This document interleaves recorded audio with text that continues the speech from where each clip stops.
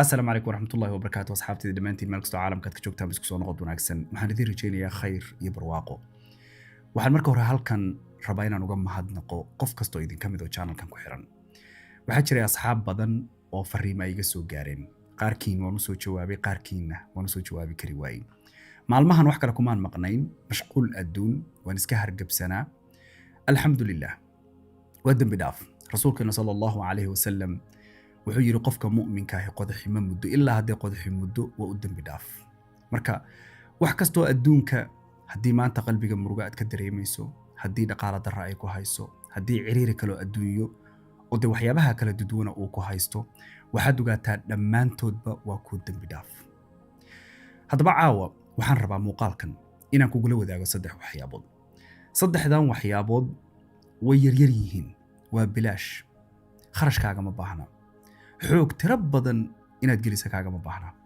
hal waxbo laakiin shay kastoo ka midii kaaga baahan yahay waana waqtiga ilaahay kuugu deeqay isbeddelka ay noloshaada ku samaynayaan aad buu u weyn yahay waa laga yaabaa marka ugu horreysa inay naftu yara diido ay kugu adkaato laakiin mid xusuusno mar walba adduunyadan shay kastoo qofka bini'aadamkaahi uu rabo inuu horumar ka gaaraba meel adag buu ku jiraa wax uun baa jirta shaygaas uu ku adag yahay intay doonto laakiin ha kugu qaadato naftan maalin baa dhici doonta aad ka guulaysan doonto ileen dhibaatada koobaad ee badankan inay wada haysata markaynu nolosheena maanta eegno waa naftan inagu jirta naftu waxba ma ogola haddaba midda ugu horreysa een jeclaystay inaan muuqaalkan ku bilaaba waa ilaahay waxaad ku mahadisaa wax kasta ood noloshaada weyday waxaad ilaahay ku mahadisaa wax kastoo noloshaada kaa dib dhacay waxaadna ilaahay ku mahadisaa wax kastood noloshaada haysato waxaan u maleynayaa nolosha oo dhan intan bay ka kooban tahayba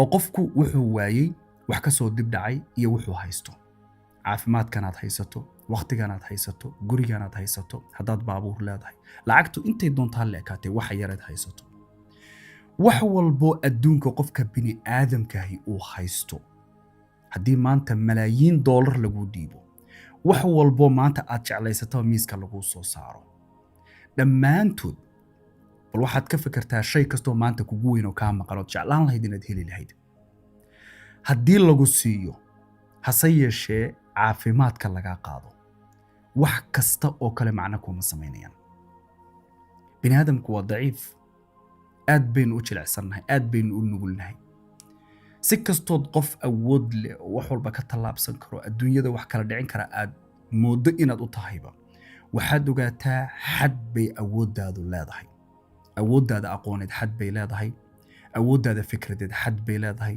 awooddaada aragtiyeed xad bay leedahay qof kastoo ina ka mida daciif baynu nahay meel baa nusqaani ina kaga jirtaa inaad ogaato marka allah subxaana wa tacaala waxyaabaha qaar uusan ina siinin khayr baa inuu ku jiraa waxaa laga yaabaa adigu inaad wax qorshaysato jeclaysato inay si kuu noqoto dadaal kastood ku bixisana inuu ku dambeeyo inuu fashilmo inta badan murugadu dadka waxay ka qabataa shaygan qofku uu waayey taasaa doontiisu la degtaa waxaanad suuraysataa una fiirsa allah subxaana wa tacaala سورة الحديد لكي لا تأسوا على ما فاتكم ولا تفرحوا بما آتاكم inaadan ka murugoon oodan ka tiiraanyoon wixii ku dhaafay kow ujeeddada koobaad waa taa tan labaad maxay tahay waxa aad haysatana inaadan ku quuqin oo ku kibrin halkanan isdul taagna marka wax kastoo maanta noloshaada aad weyday ha ka murgin hana ka walwalin way ku dhaafeen laguguma talagelin qadar ilaahay bay ahayd sidaa ay kugu dhaafeen ku daa haddii kale waad ka daba dhiman doontaa allah subxaana wa tacaala midda uu ina ka doonayaa waa in aad xusuusnaato waxa ilaahay uu ku siiyey inay mar walba ka badan yihiin waxa uu kaa qaaday naftu way adag tahay taa inay xusuusato maskaxdan bini'aadamku sideedaba waxay kaydisaa waxa negativeka ma kaydiso waxa positiveka cajaladda marka qaybta ugu horreysa waxay kuu daartaaba waa negative maanta mustaqbalku walwal baad ka qabtaa sax waqtigan hadda aad joogto walaac iyo walwal baa ku haya maalmihii tegey waxyaabihii kugu dhacay walwal tiro badan bay kugu reebeen waxaana idhahdaa qofku walwal kastood mustaqbalkaaga ka qabtaba wuxuu ka yimid maalmihii ka horreeyey wax aad noloshaada soo aragtay ama lagugu soo sheekeeyey ama wax uun intay doontaba ha leekaatee noloshaada kula soo gudboonaaday. haddaba marka maxaa kula gudboon? waa marka ugu horreysay wax kastood noloshaada haysata ilaahay subax kasta waagu markuu kuu baryo ku mahadi. shaahan aad cabbayso, biyahan qabow, gurigan aad degan tahay, socodkan caafimaadkan aad socoto, cidina aysan saxarada iyo kaadida kaa mayraynin, aadan sariir saarnayn, intan baanba wax la siista lahaynba. wax kastoo adduunka ku dhaafay, lug iyo il iyo gacantoonna kaalama cararin. adoo dhammaystiran buu shay walbaaba adduunka noloshaada ka baxay, ama lacag ha noqoto ama qof bini aadam ha noqoto. waa kastoo kuu baryaba sabab baa jirta. dad badan oo xalay cisbitaalada galay baa jira, dad badan oo dhintay baa jira, kuwo badan oo kooma galay baa jira. adigu adoo fayow oo dhammaystiran baa waagu kuu baryay. waxaana laga yaabaa inaad calaacalayso, waxaa laga yaabaa inaad walwal iyo walaac ku jirto. mahadi allah subxaana wa tacaala. garo adduunkan bilaash laguma keenin, waxaa lagu keenay ujeeddada lagu keenay xaqiiji. noloshan haddaad rabto qalbigaaga inaad deganaan ku dareento. midda labaadi waxay tahay aadka u sahlan. maalin walba waxaad xifdidaa kitaabka ilaahay. wax badan xataa ma ahan. waxaad xifdidaa 2 ilaa 3 aayadood. ha isku badin.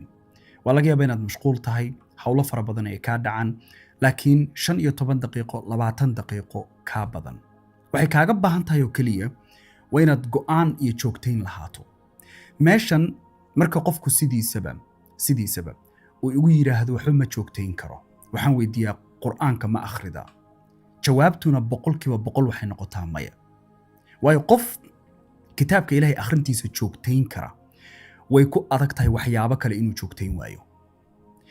waxay tani sabab kuugu noqon doontaa oon kuu hubaa inay maskaxdaada carbido oo fikradahaaga afayso. adduunka maanta fikradaha wax lagu qaataa, sax? in fikraddaada iyo maskaxdaadu ay xoog yeeshaan. haddii qofina ka mida uu rabo murqihiisa inuu dhiso, maxaa lagama maarmaana? inuu jiimka tago, biro culculusna qaado. naftu ma jeceshahay inay jiimka aado? may ma jecla. naftu ma jeceshahay inay biro culculus qaado? may naftu ma jecla. laakiin naftu maxay jeceshahay? waxay jeceshahay murqaheedu inay waaweynaadaan. taasaa ku qasbaysa inay jiimka tagto. waxaad rabtaa aakhiro ilaahay hortiisa inaad ku badbaado, adduunkanna in nolol wanaagsan ilaahay uu kugu siiyo. man camila saalixan min dakarin aw unthaa wahuwa mu'min falanuxyiyannahu xayaatan طayiba. tan aakhiro walanajziyannahum ayaa allah subxaana wa tacaala u yidhi. laakiin xayaatan طayiba waa adduunyadanaad ku nooshahay.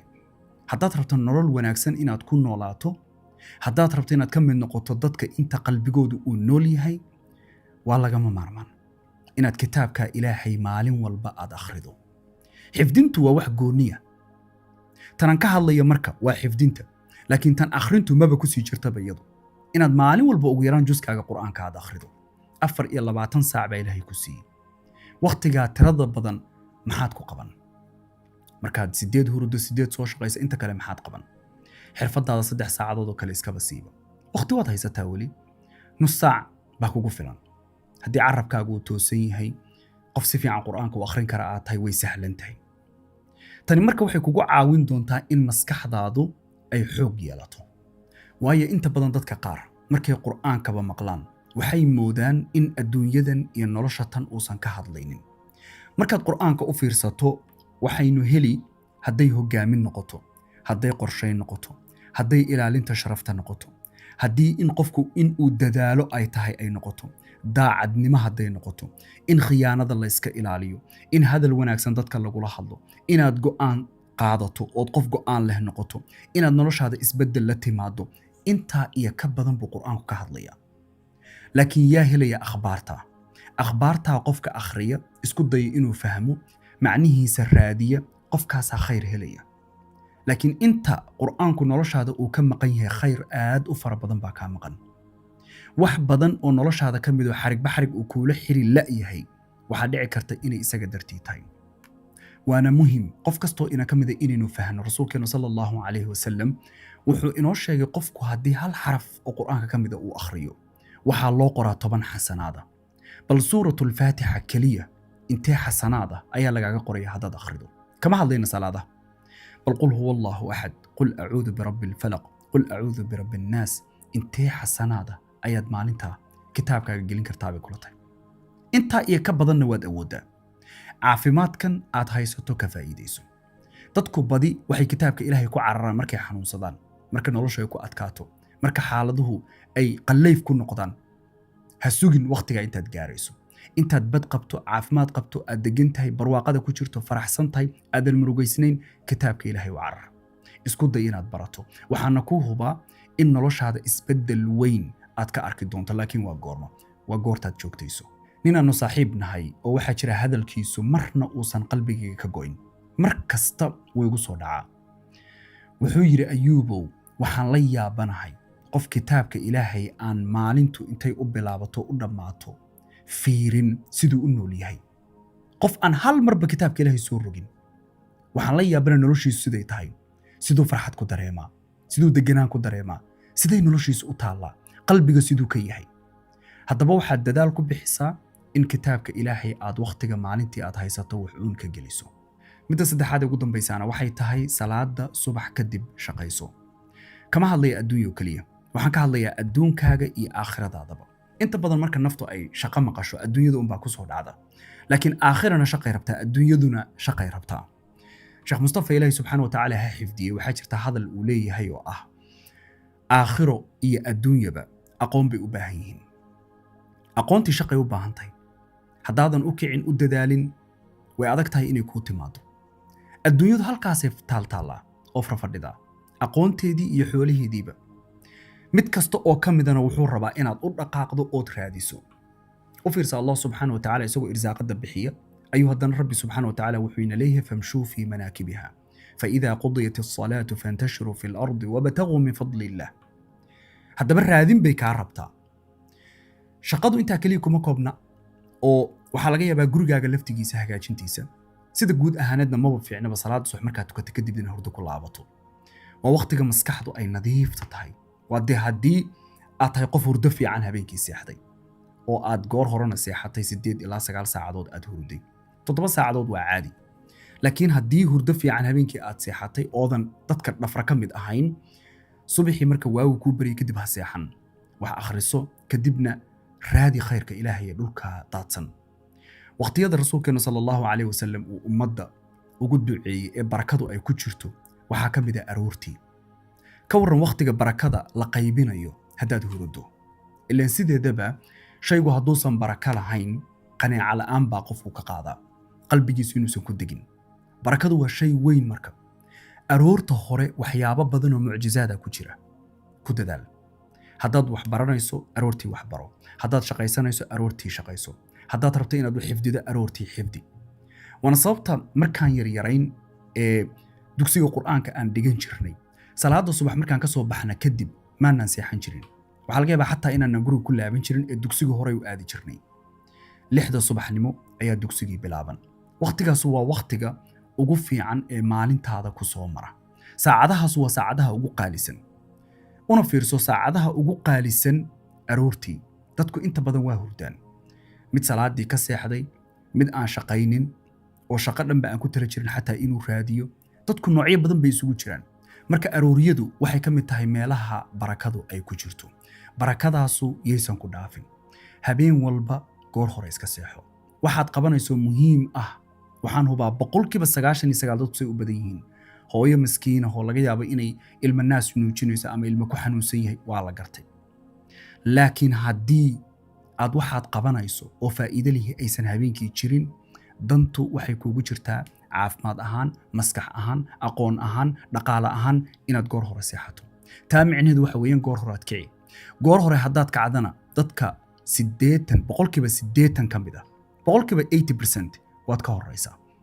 laakiin haddaad iyaga la mid noqoto oo goortay seexdaan seexato, oo goortay soo kacaan soo kacdo, waxay ku hadlaanna waad ku hadli, siday u fakaraanna waad u fakari, sida noloshoodu ay tahayna noloshaadu way noqon. haddaba dhammaantiin intaynu muuqaalka xig dib ugu kulmayno, waxaan idinkaga tegayaa. wassalaamu calaykum waraxmatullaahi tacaala wabarakaatu.